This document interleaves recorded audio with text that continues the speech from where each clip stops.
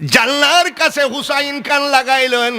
হযরতে আলী রাদিয়াল্লাহু তাআলা আনহু দরজার সাথে কান লাগায় খাতুনে জান্নাত কানতেছেন, মাবুদ গো, আমি তোমার হাবিবের মেয়ে, আমার জীবনে চেহারা তো দূরের কথা, আমার জীবনে চুলের আগা আমার স্বামী ছাড়া কেউ দেখে নাই, আমি এত পর্দানসীন, কিন্তু কিছুক্ষণের ভিতরে যে আজরাইল আসবে, আজরাইল এসে যে তোমার হাবিবের মেয়ের বুকে হাত দেবে, আমি যে লজ্জায় মরে যাচ্ছি। ফাইজলামি কথা নাকি? জান্নাত কি তোমার বাপের না প্রধান বক্তার বাপের? জান্নাতের মালিক হলেন একমাত্র আল্লাহ। আল্লাহ আমার বুকে হাত দিবে, আমি যে বেপরদা হয়ে যাচ্ছি। যেদিন মারা যাবেন হযরত আলীকে ওযু বানায়া দিচ্ছেন, সুবহানাল্লাহ বলেন, আর টাস টাস করে চোখের পানি পড়ে। হযরত আলী জিজ্ঞাসা করে, ফাতেমা, অজু তো অনেকবার বানায় দিলা, আজকে তুমি অজু বানানোর সময় কান্দো কেন? বলে, ইয়া রাসূল, স্বামী গো, কান্দি কেন জানেন? আজকে আমার জীবনের শেষ অজু বানানো। শেষ অজু বানানো, তাই নাকি? তাহলে বোঝা গেল তিনি অজু বানাইয়া দিতেন। সুবহানাল্লাহ বলেন। জীবনে কোনোদিন খাতুনে জান্নাতকে আপনি ছাড়া তুমি বলে নাই স্ত্রীকে।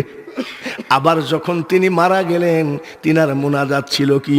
নবীজি রওজার পার্শ্বে গিয়ে হযরত আলী কাঁদতেছে, হুজুর, আপনি যে আমাকে আমানত দিয়েছিলেন, আমি চেষ্টা করেছি আপনার আমানতের খেয়ানত করি নাই।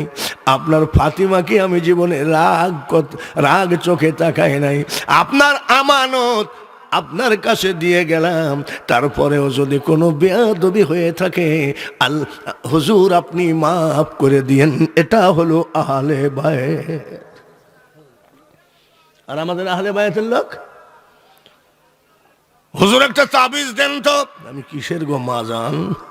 বলে, আজ দুপুর বেলায় সাপল দিয়ে মাজা ভেঙে দিয়েছে। আচ্ছা, সাপল কি বোমারা জিনিস নাকি? সাপল তো হলো গর্ত করে নাকি? আমি তোমার স্বামী কি কিছু খাইছে নাকি? বলে, ওই জানোয়ার আজকেও 4 কলস খাইছে। কলস মানে তালের রসকে বানাইছে, কি জানো, তাড়ি বানাইছে। এই তাড়ি খেয়ে নিশা হয়ে সাপলকে মনে করেছে পাটখড়ি। ও স্বামী, ও স্ত্রী, কেউ আহলে বায়েত হতে পারো না। মনে রাখো, আহলে বায়েত দাবি করলে হয় না, সেটা শুধু আমল করলে আহলে বায়েত হয়। হযরত হুসাইন খেজুর খেয়ে ফেললেন, চাবায়ে ফেললেন, গিলবে। মুখের মধ্যে আঙ্গুল দিয়ে নবীজি খেজুরটা বের করে নিলেন। বলে, নানু ভাই, কেবল গিলবো আর তুমি বের করলে কেন? বলে, তোমরা আহলে বায়েত, তোমরা আওলাদে রাসূল, এই খেজুরটা ছিল সদকার খেজুর। সদকার খেজুর তোমার জন্য ঠিক না। আর আমরা এই দেশের সদকা, যাকাত, ফিতরা, কুরবানির চামড়া, গরিবের সবগুলো নিয়ে দামি দামি জামা গায়ে দিয়ে ঘুরি রে ভাইরা। লালন ফকিরের একটা গান মনে পড়ে, যদিও বলা উচিত না, তারপরেও বলি। কি বলতেছে? সত্য কাজে কেউ নাই রাজি, সবই দেখি টানা নানা।